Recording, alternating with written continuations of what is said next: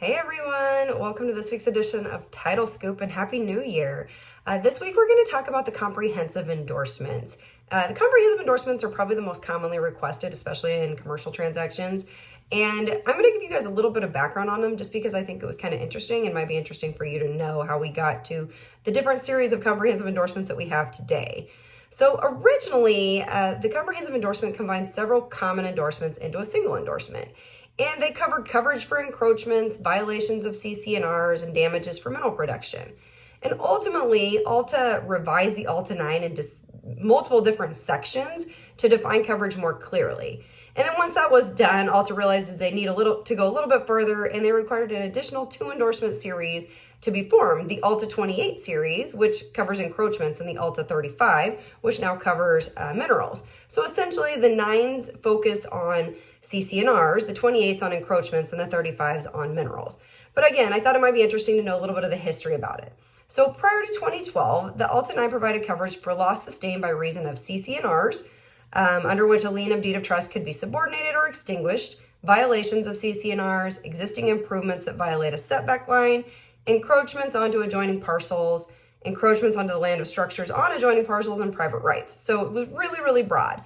It was revised in 2012 after the Third Circuit's decision in Nationwide Insurance versus Commonwealth Title Insurance Company. So this is a case where Commonwealth had insured Franklin Mall Mills in Pennsylvania, and the sale had a deed restriction. The property had a deed restriction. So requiring the property owners to approve of any sales, and the current owner wanted to sell to a buyer that wanted to change the property into a technical school, and the prior owner said, no, we don't want that to happen. So the current owner filed a claim.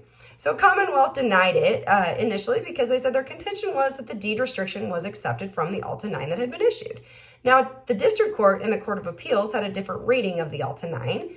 And because the way the Alta 9 was drafted at that point, the court said it needed to have expressly accepted the private rights, setbacks, deed restrictions, etc., in order to provide coverage. Now, citing the instrument was not sufficient. So even though the instrument had been listed, they needed to be very specific about what the private right was or setback restrictions, etc., were that they were accepting from coverage. So you had to have specific restrictions spelled out, not just a document number. Now, the Alta 9 was reformed after that, so that instead of stating that the exception from coverage was based on an instrument, now if you read the Alta 9, you'll see it states that any exception or encroachment listed, which are listed on a survey. So that is not covered by the Alta 9. So it was revised to take out loss of priority or invalidity of a lien resulting from a private right, which you now have to get from a 9.6. And again, we're going to go into some of the other endorsements in later weeks, but the 9.6 would be a private right endorsement now.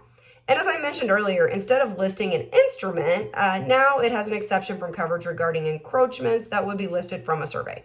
So it is still possible to get the same kind of coverage that you had prior to 2012, but now you're going to have to ask for specific endorsements as to each individual thing that you want covered.